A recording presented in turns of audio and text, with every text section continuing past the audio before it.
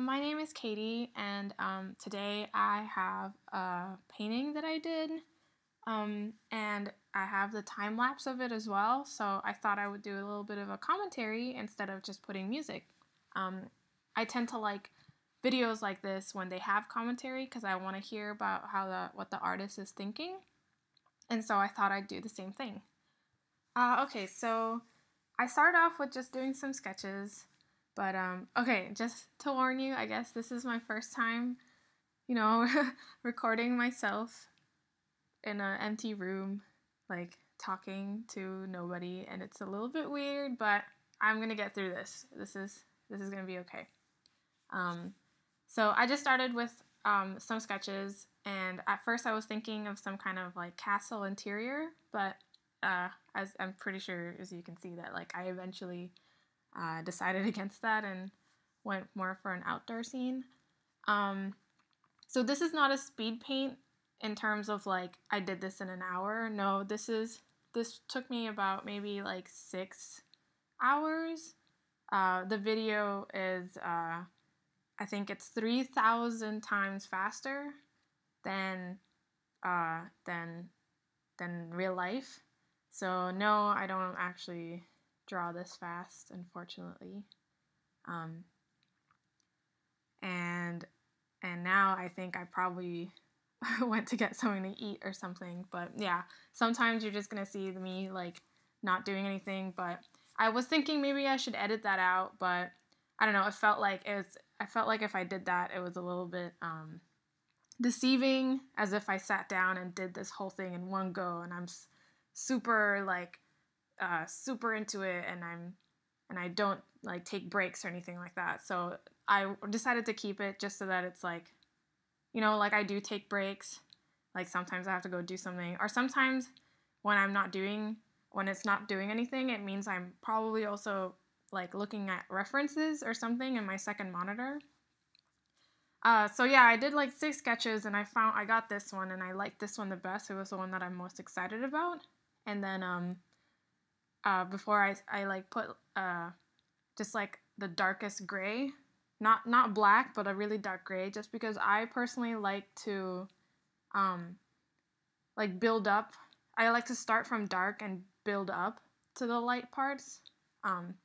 I think that's uh, it helps. It just helps me personally because it feels more organized than trying to go back than starting like at a middle ground and going back and forth.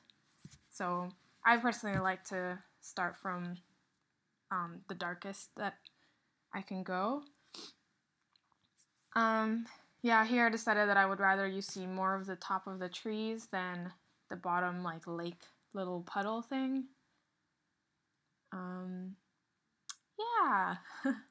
Oh, I don't always start in black and white, but this time I did because I had to get this done pretty, not fast, but like I just had to be really organized. And so starting with black and white, it just helps you be organized because you start with just focusing on your values and then you move on to color, and that's just really like a very not robotic, but it's like a step by step kind of thing. But sometimes I will go straight into color. It just depends on how I feel. Oh, here I'm using the Adobe Cooler plugin to kind of help me choose my colors. And maybe a quick thing on how I chose my colors. So I already knew that I wanted the trees to be this like super bright white and kind of with a pinkish tone because I wanted it to be like cherry trees. So I knew that the trees were gonna be pink, and so I played around with the kind of greens that the grass would be, and I thought the cool green with the cool pink looks really nice together. I love pink and green together. It's very, very pretty. But then, I still didn't have like a focal point. So what do, right? So I decided that my focal point would be this warm green from like a yellow light, so that area like stands out from the rest of the like cooler image. And yeah, that's how it went. And here I'm just like trying to start defining areas. Um, I try to avoid doing this in the beginning. I try to make sure that I have my most of my values and my colors down before I start doing all this stuff. Oh, and I don't know if you noticed, just like from the sketches and all that kind of stuff, like I have this like kind of 1-point perspective thing going on. Like I was trying to make it like, it's not flat, but yeah, like 1-point perspective, I guess. And I was doing that because I was thinking that this could possibly be like a concept art for a platformer, like a side-scrolling game. So, yeah, there's no like, how do you say it? There's no like, there's everything is just like, the perspective is just 1 point, I guess. I'm not really sure how else to describe it, but yeah. What else? Yeah, I keep playing around with stuff. I just keep defining stuff more and more. Oh, and I think at this part, oh no, never mind. But there's a part where I pause, or like you see me not doing anything, and it's because I was looking for references for the ground and for some of the trees, just to help out a bit. Yep, here it is. I went away to just go look up how to do, perhaps, I think it's the tree roots I wanted to get help from, and as well as the transition between the ground and the grass and stuff.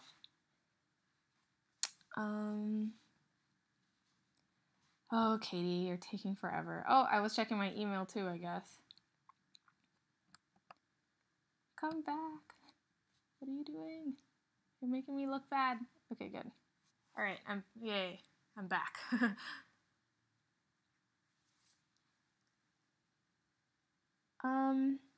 So maybe I could just talk about, I could just introduce myself a bit more while I just keep refining stuff. So my name is Katie Arrington, and I'm a student right now, and I decided to just do these videos because I follow a few YouTube artists who will post their artwork, and just they would talk about it, and my favorites are the ones when there are commentary. And I decided I wanted to do something similar because, like, whenever I watch those videos, I like, you really get to know the artist, but more importantly, like, I follow artists who do like Copic marker illustrations, and I'm not particularly interested in that, but when they do it, it makes me feel less intimidated to one day ever try Copic markers, and I just find that really interesting. So I decided to do stuff for digital painting because I know how intimidating this type of art, I guess, is. So just like, showing anybody if they needed any help, or just inspiring somebody to try it. And I just remember feeling, because I discovered digital painting when I was really young, and then all I could do was really look up tutorials online. I didn't really have a group of friends who were also interested in digital painting, so like I didn't have anybody that we all could help each other, kind of thing. And so all I could learn, everything I learned was from the internet. So I want to contribute to that as well, for anyone who's learning right now. So I would really appreciate any questions. I appreciate any of that stuff, and I would love to help. Because, yeah, this thing is really scary. I think when I first started, I was in middle school, and it was just really, it was really terrifying. Because, like, I think the first ever tutorial that I found on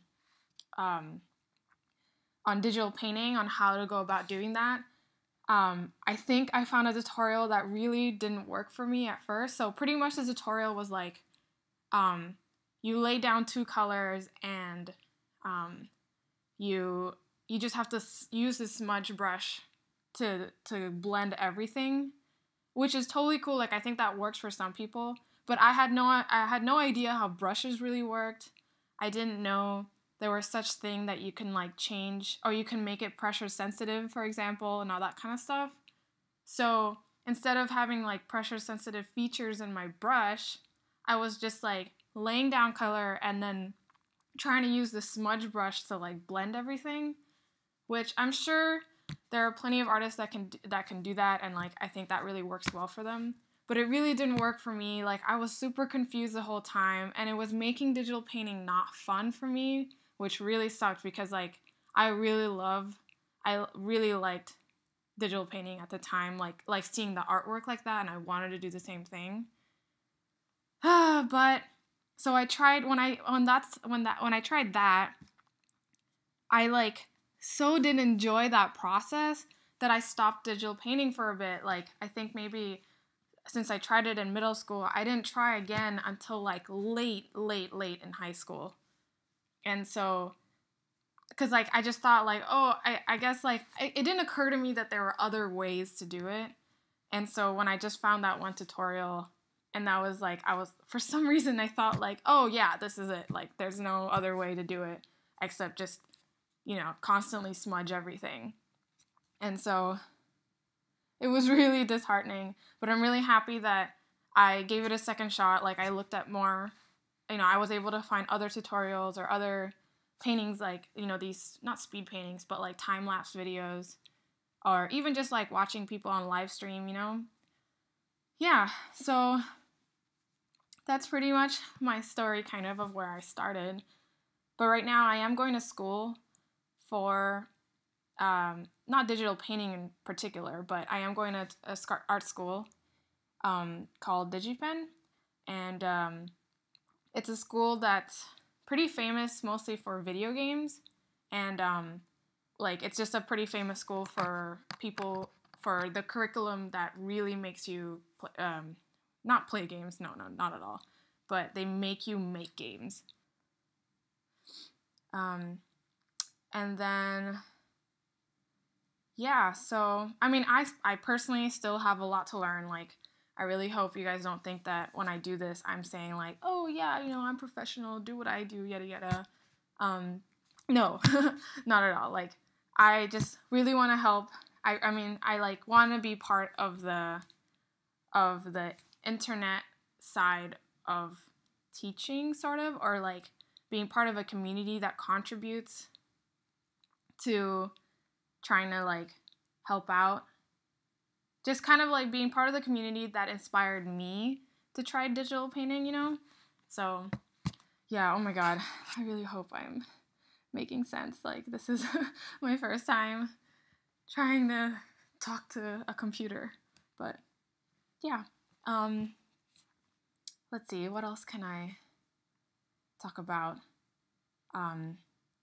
So the leaves in the background, like the bushes and the leaves in the trees, those took a long time. But I remember a long time ago, I would slave over all those details. But I think something you learn along the way, or something you learn just from like doing artist studies or just looking at other artists' work, is that you really don't need to put like every single little detail. Like you don't actually have to define every single leaf in that bush. Like if you actually look at the painting, like on my DeviantArt page or anywhere, or if you scrub to the beginning or end, yeah, it's actually not all very defined. But because the brain, eventually like fills it in for you. But anyway, okay, we're at the end of the video. So this is my painting. I really hope this helps some people, or at least inspired you to try it yourself, maybe. Any questions is super appreciated. Like I said, I'm just really excited to be part of the community that inspired myself. And please let me know if there's anything that you would want to see more, or maybe I don't know, just any questions that you have. I'm so super happy to help, and I really just honestly want to be part of this community, and maybe even like meet some more artist friends online. But yeah, thanks for watching.